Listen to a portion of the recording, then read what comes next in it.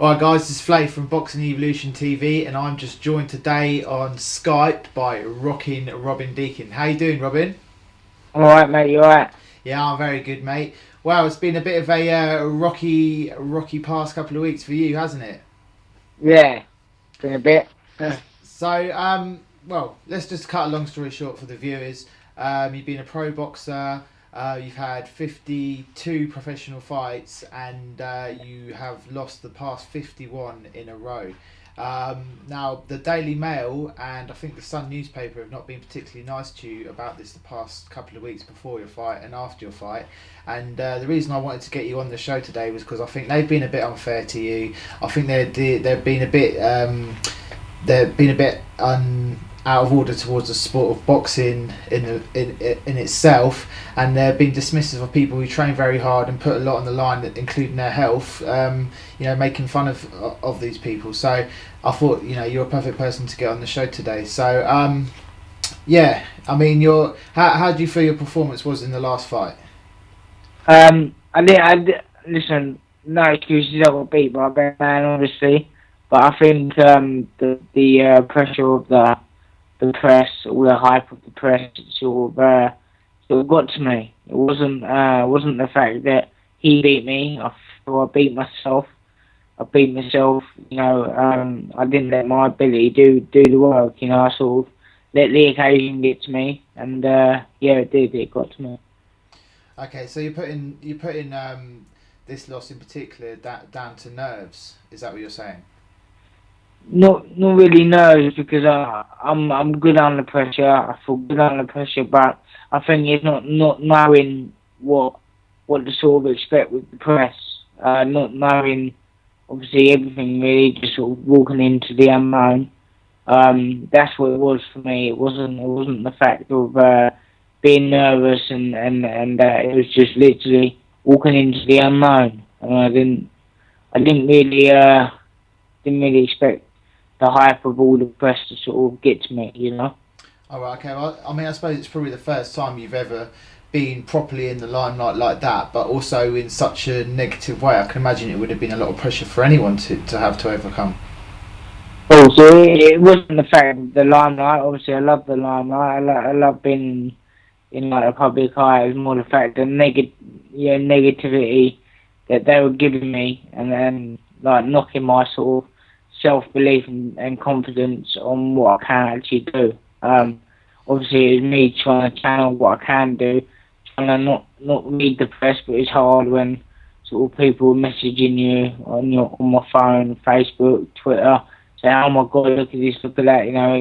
My phone was going galore, and it's more the fact that obviously I need to sort of channel that better. So obviously my next time round, obviously I can deal with that better, the press, and probably get mental coach to sort of help me through it as well. Okay, no, that sounds like a good idea. But what I want to try and get to the bottom of is you seem to have a fairly good amateur career, winning something like 40 out of 75 fights. So you obviously have some talent there. And then you won your first professional fight, and then it just seems to have all gone wrong. I mean, what do you think was the reason for it going downhill like that? Put my trust in the people that I didn't really know, people that I sort of respected myself, didn't sort of know. Leaving them just for guide on my career. It wasn't the fact of letting my sort of I let my talent slip. I have got talent. I've got into the ABA semi-finals, national. This is the senior ABAs, losing sites, who went on to become former British champion as a pro. He went on and won the ABAs that year. I lost to him. I've got ability. It's just being not for my self-belief, really, of all the press on that. I won the pro debut, and I feel. But what was the difference? What was the difference between the first fight in your pro debut and the second fight that you lost? What was the difference there? Was it where you mismatched? What happened? No, sort of after losing my second pro fight. I lost my second pro fight at Wembley on the Michael Katsidis Graham Elbow. I lost that, and then I found out Dean Powell. God bless him. He's obviously not with us no longer, but I phoned him up and said, can I have my contract back? I'm not happy with things. Obviously, I'm going to be put on the back seat now because I lost my second fight, and with that, they give me my contract back, and I sort of went on the road and sort of boxed best people like I say, Smith, Kuroda. I boxed them all, and I sort of come used to sort of fighting every week in, week out, just earning money to survive, and wasn't really training. Just the fights I was taking was just keeping me fit enough to survive the fight.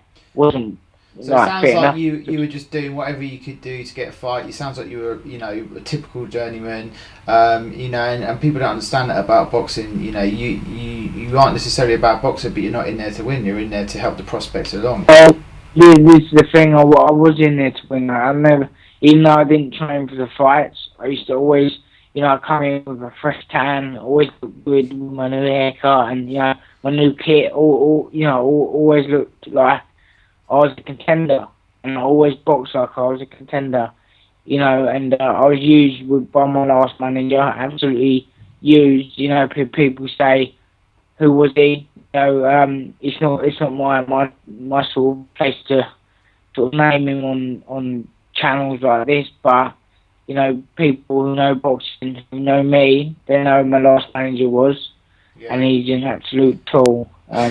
Well, I think anyone who's been on Facebook has seen who he is anyway, but obviously we're not going to go into that right now. But so Wayne, what are you going to do differently from now on then? I mean, you've talked about the mental side of coaching, and I'd like to touch on that in a moment.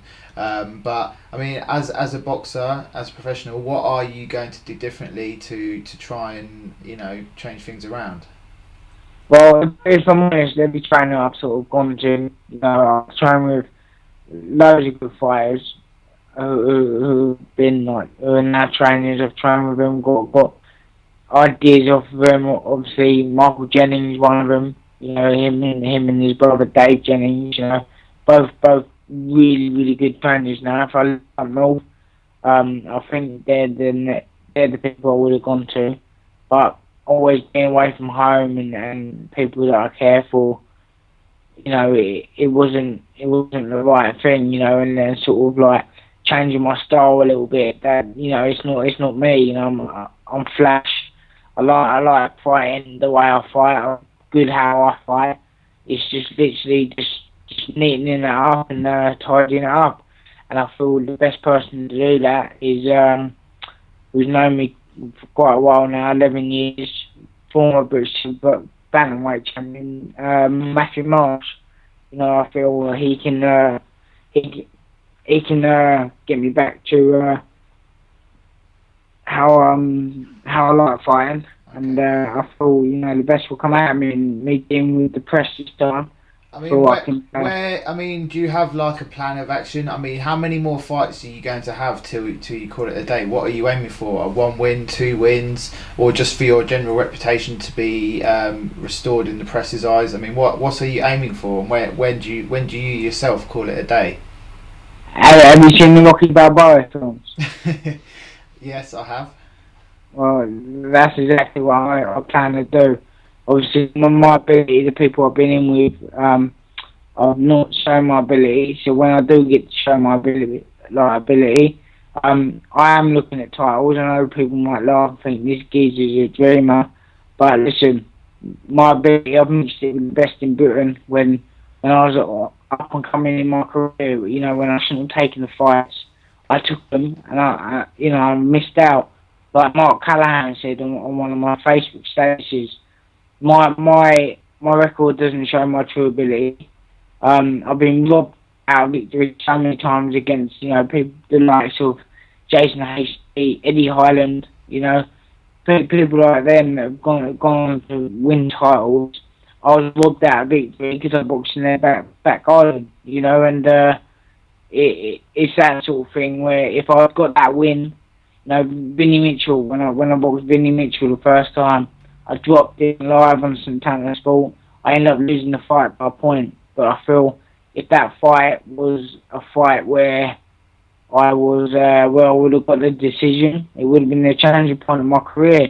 Obviously, being one of the brothers, one of the Mitchell brothers, being one of them would have highlighted my career and boosted me a lot better than what obviously then it did me losing by a point. Don't get me wrong, when I boxed him, I boxed him again, and yeah, he battered me. I'm an honest fighter, and I'll tell you, first time I boxed him, I beat him. Second time, he battered me. But like I say, I'm not going to quit. I love boxing. What I want to say to you, Robin, is things like, it's very hard sometimes to score boxing bouts, and often the decision will go with the favourite of the night or whatever. But I would like to I was chatting with someone today who actually works with people doing sports hypnotherapy and mindset and all that kind of stuff, and I told him about you, and I said, look, would you be interested in working with this guy?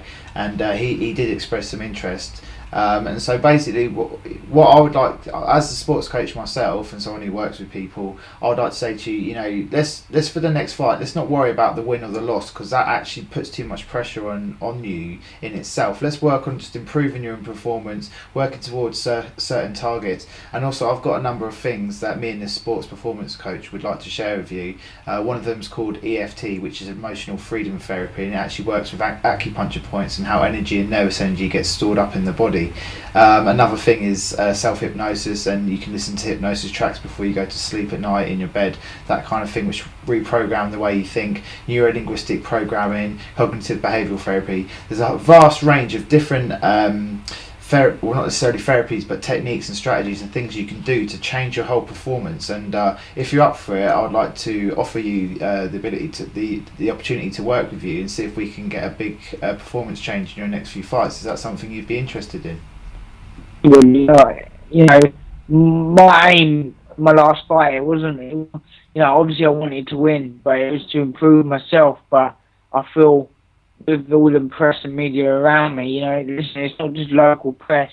It wasn't just local press, and I didn't think it would affect me the way it did, because obviously I love being in the spotlight, and obviously everyone's dreams to be sort of recognised. I don't want to be recognised for being the worst boxer in Britain. I want to be recognised for something good. And like I say, I went in that fight, and I wanted to sort of improve and show my ability. It wasn't even to win, but people to walk away and think, "Wow." Of course, but if you like you said, the pressure got to you, and I think if you'd been able to make use of some of these techniques, because some of them you can use before you go into the ring to help calm you down, get you more focused, that kind of stuff. I think if you'd had some of these in your toolkit, you might have not, you probably would have performed a lot better than what you did on the night. Of course. I suffer with my nerves quite a lot. It's not even.